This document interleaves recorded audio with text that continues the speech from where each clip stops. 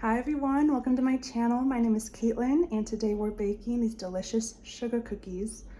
They are super soft, sweet with a hint of salty, and they are addicting.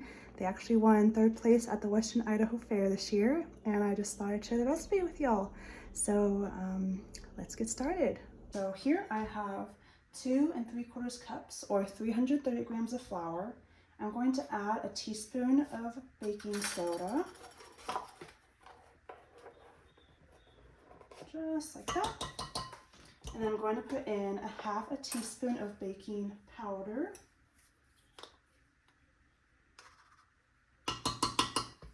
Okay. And then also a 1/2 teaspoon of salt. Let me grab I'm using kosher salt, but you can use any type of salt really. I have it in this little fancy jar. Okay, so we have the dry ingredients. I'm just going to give this a quick mix to get it all incorporated. Okay, that looks good. And now I'm going to move on to the wet ingredients. So I have 2 sticks or 1 cup of room temperature butter. And I'll show you what this looks like. So room temperature, I can kind of smush it easily, but it's not melted. It's just very, very soft. So that is exactly what we want. So we'll do 1 stick, and then the second stick.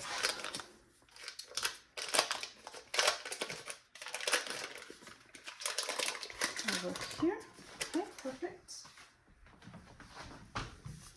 And to that, I'm going to add, and this is 1.5 cups or 300 grams of sugar, regular white sugar. And now I'm going to use a hand mixer and kind of mush this a little bit, and then set it on kind of low to start so it doesn't really explode everywhere. And I'm just going to cream this for about 4 or 5 minutes. I'm just going to mix it all around. You can use a stand mixer if you want. You could even use a wooden spoon. Really, you just want to incorporate the sugar into the butter. Okay, so once it is creamed up and nice and smooth, we are going to add 1 egg. So this is a room temperature egg. It's been sitting out a couple hours. Okay. Oops. All right. Then we're going to add 2 teaspoons of vanilla. 1, 2. Okay. And I'm going to give this a mix. Just incorporate that egg.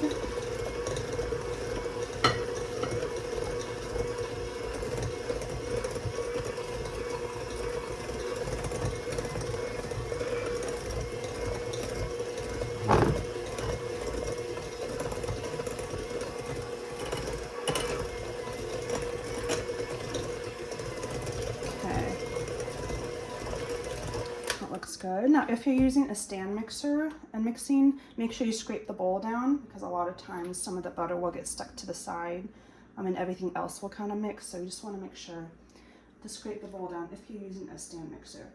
Now the last ingredient that we're going to add is some plain Greek yogurt, or you can use sour cream as well, either works.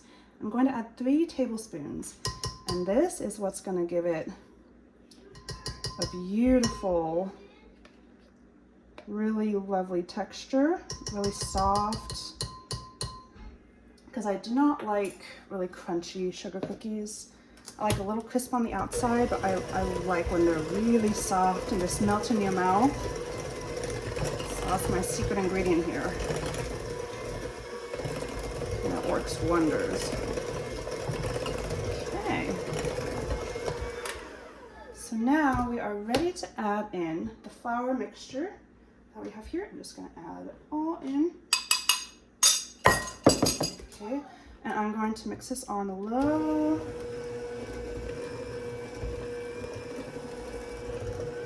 Just until it starts to incorporate And I'm gonna stop once there's just a few streaks left. And I'm gonna finish mixing by hand because I don't want it to over mix. Okay, I'm going to use a spatula and just kind of get in there.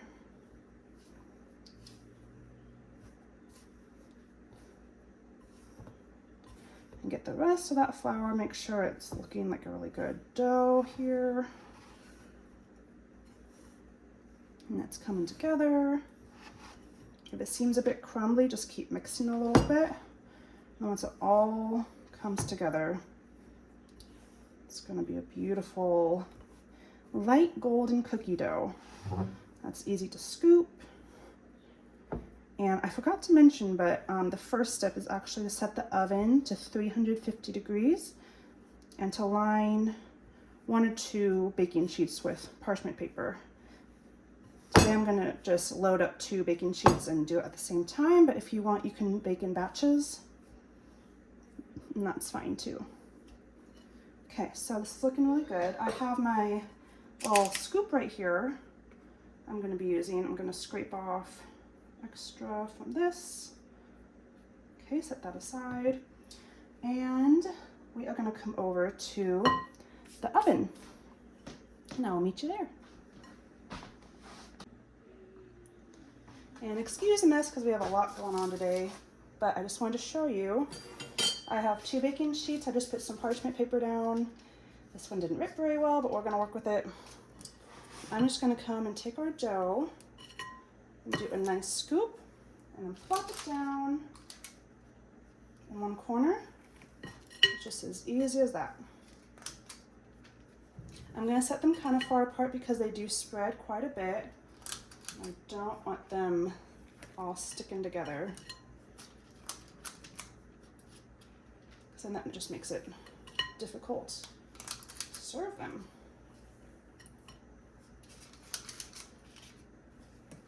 And you can use just a regular spoon to scoop, or you can use your hands and just eyeball it. I just like this scoop because it makes it really convenient for me.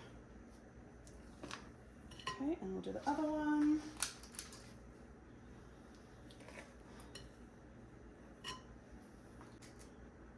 Okay, so these are looking good. And as you can see, I forgot to preheat my oven until just a minute ago, so we're gonna go ahead and wait, and once that oven is ready at 350, we're gonna pop these in, and then we're gonna see how they turn out. We're gonna bake them about 9 minutes and take a look. My oven kind of varies on how fast it preheats and how well it stays warm, so I go for 9 minutes and then I check it, and if it looks like the top's just set, then I go ahead and take them out. And sometimes I'll leave it in 1 more minute till 10 minutes, but it just varies. I don't want to overbake these. If you notice them that looking golden brown, they're overbaked. So you still want them to be really pale, but they will be super delicious. And I'm really, really excited to have these. All right, so let's wait.